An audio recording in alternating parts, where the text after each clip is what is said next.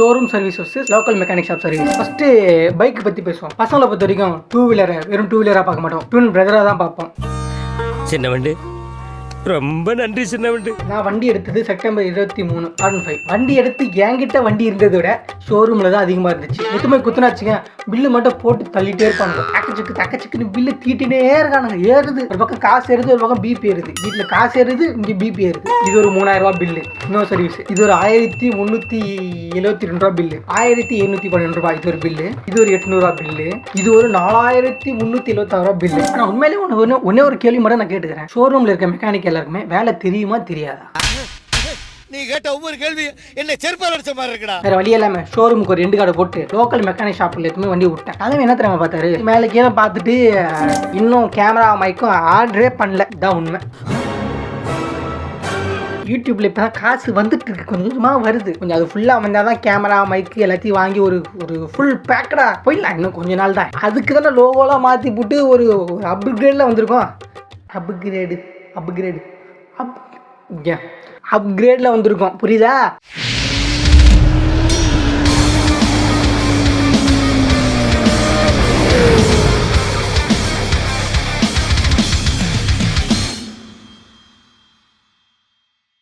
Hello family, fan போட்டால் மைக்கில் sound வரும். ஸோ அதனால் ஃபேன் ஆஃப் பண்ணிட்டு தான் பேசுகிறேன். வேர்வை வரும், கொஞ்சம் இதை அவாய்ட் பண்ணிக்கோங்க. என்ன மேட்ருனா showroom service versus local mechanic shop service. Okay, இரண்டுத்துல எது நல்லா இருக்கு, எது நான் அடிப்பட்டது, எதில் நான் அடிப்படாமல் தப்பிச்சது, எதில் நொந்து போனது, எதில் நொந்து போகாமல் தப்பிச்சதுன்றது தான் பார்க்க போகிறோம். ஃபர்ஸ்ட் பைக் பற்றி பேசுவோம். பசங்களை பொறுத்த வரைக்கும் டூ வீலரை வெறும் டூ வீலராக பார்க்க மாட்டோம், ட்வின் பிரதராக தான் பார்ப்போம்.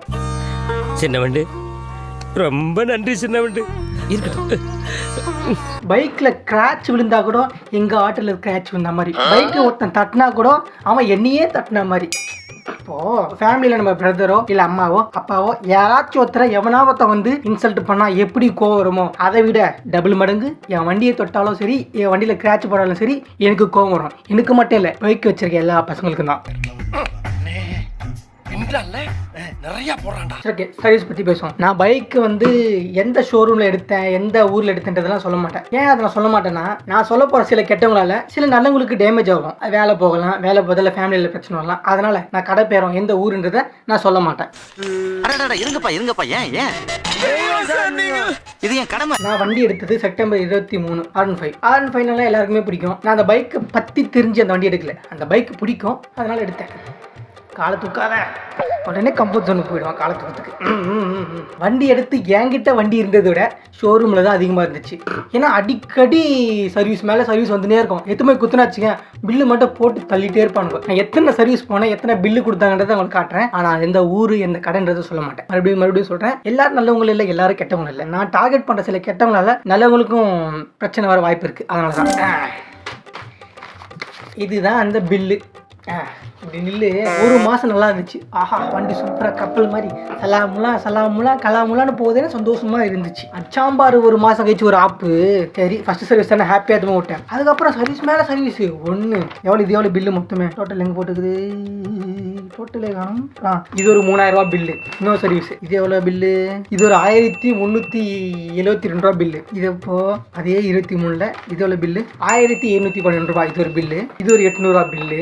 இது ஒரு 4376 ரூபா பில்லு. அதாவது வண்டி என்கிட்ட இருந்ததை விட ஷோரூம்ல தான் அதிகமாக இருக்குது. என்ன பிரச்சனை, வண்டி எதுவுமே விட்டா அவனுங்க ஆயில மாத்துறானுங்க, ஒயர் ஏதோ லைட்டாக இதுவாகுது அதுவாகுது ஏதோ கதை சொல்லி மாசம் வண்டி சர்வீஸ்லயே போகுது. ஆனால் வண்டி என்கிட்ட இல்லை. ஆசைப்பட்டு எடுத்தேன், ஆனால் வண்டி என்கிட்ட இல்லை, ஷோரூம்ல தான் வண்டி இருந்துச்சு. இது வேலையாகல, பிரச்சனை மேலே பிரச்சனை போயினே இருக்கு. எங்க அப்பா என் மேலே கடுப்பாக வர்றாரு, எங்க அம்மா கடுப்பாக வர்றாங்க. ஏன்னா நான் ஃபேமிலிக்கு ஸ்பெண்ட் பண்ண வேண்டிய காசை பைக்குக்கு ஸ்பெண்ட் பண்ணிட்டு இருக்கேன். அம்மா டென்ஷனாக வராங்க, என் தம்பி காண்டாகிறான், எங்க அப்பா காண்டாகிறாரு, மொத்த பேர் காண்டாகிறாங்க. எனக்கு தான் அது கோவமா தெரியல, கவலையா தெரிஞ்சது. என்னடா அது, நம்ம என்ன மற்றவனை ஏமாற்றி வண்டி வாங்கணுமா, இல்லை மற்றவனை பொய் சொல்லி அவனை டார்கெட் பண்ணி அவனை காலி பண்ணிட்டு அந்த இடத்துக்கு போயிட்டு அங்கேருந்து சம்பாதிச்சு காசு எதனா குத்து வண்டி வாங்கணுமா? நம்ம நேர்மையாக சம்பாதிச்சோம். பல உதைகள், பல குத்தல், பல நெசுக்கள், பல தள்ளல், இந்த மாதிரி பல இது வாங்கிட்டு தான் நம்ம வண்டியை வாங்கணும். ஆனால் ஆண்டவன் என்ன பண்ணா, எனக்கு தான் ஆப்பு மேலே ஆப்ப அடுக்கடிக்கா கொடுத்தான். 2 சர்வீஸ் 3 சர்வீஸ் பார்க்கலாம். 4வது சர்வீஸ் எனக்கு கோவம் வந்துச்சு. போய் சண்டை போட்டு கத்துன்னு கத்துறேன். அப்போ நம்ம சொல்றானுங்க சாப்பிட்டா சார், இது ஒரு இஷ்யூ இல்லை பண்ணிடலாம் சார்னு ஃப்ரீயாக பண்ணா பரவாயில்லையா,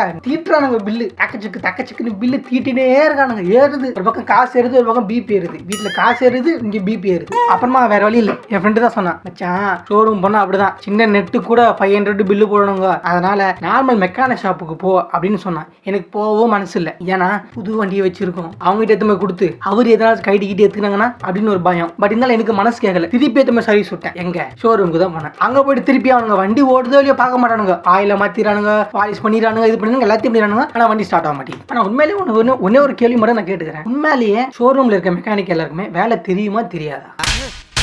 நீ கேட்ட ஒவ்வொரு கேள்வி என்ன செருப்பால் அடிச்ச மாதிரி இருக்குடா. வண்டி வாங்கி ஒரு வருஷத்துல பேட்டரி மாத்தி பாத்திருக்கீங்களா? வண்டி ஸ்டார்ட் ஆகணும்னு சொல்லிட்டு இவங்க பேட்டரியே மாத்திட்டானுங்க. அந்த அளவுக்கு மட்டி மாபெரும் மட்டி இந்த ஷோரூம்ல வண்டி வரதுலாம். போறோம் வண்டி எடுத்து போறோம், வீல தொடிக்கிறானுங்க, ஆயில மாத்துறானுங்க, பல தந்து கண்ணு எதிர காட்டிட்டு வண்டி ஸ்டார்ட் ஆகுதுன்னு தந்து கையில குத்துறானுங்க.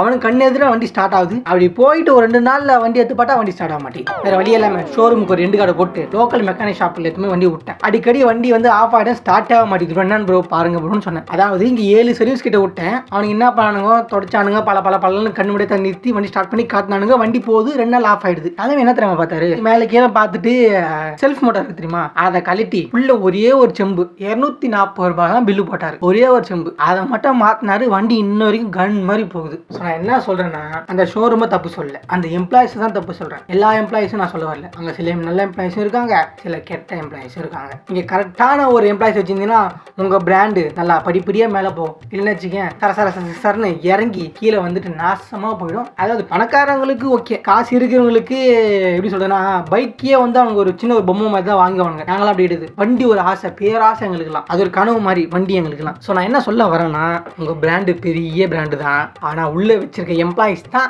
மோசம். லோக்கல் மெக்கானிக் ஷாப் தான் சிறப்பா பண்றாங்க. என்ன கேட்டா லோக்கல் மெக்கானிக் ஷாப்புக்கு 10க்கு 8 ஸ்டார் கொடுப்பேன், இவங்களுக்கு 10க்கு 5 ஸ்டார் தான் கொடுப்பேன். அதனால லோக்கல் ஷாப்லேயே வண்டி கொடுங்க. இன்னொன்னு உங்க கோரிக்கை என்னடா இவன் மோட்டோ விளாக்னு பேர் வச்சு விட்டு ரைடு வித் சங்கர் வச்சுக்கிட்டு ரைடே போகாம வீட்டுக்குள்ளேயே உட்காந்து குதிரை ஓட்டிட்டு இருக்கான்னு நீங்க கோவப்படலாம், எனக்கு புரியுது. என்ன பண்றது, இன்னும் கேமரா மைக்கும் ஆர்டரே பண்ணல, தான் உண்மை.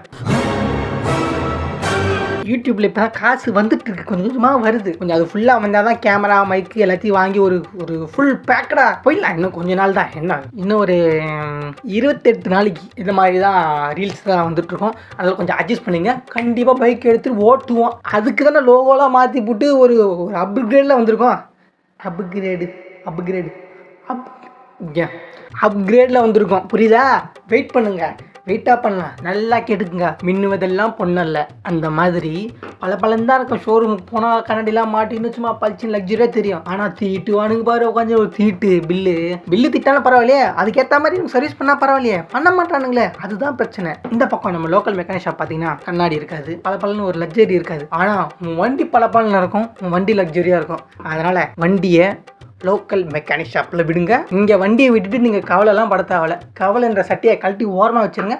அந்தளவுக்கு சூப்பராக சந்தோஷமாக பண்ணி கொடுப்பாங்க, நீங்களும் ஹாப்பியாக இருப்பீங்க.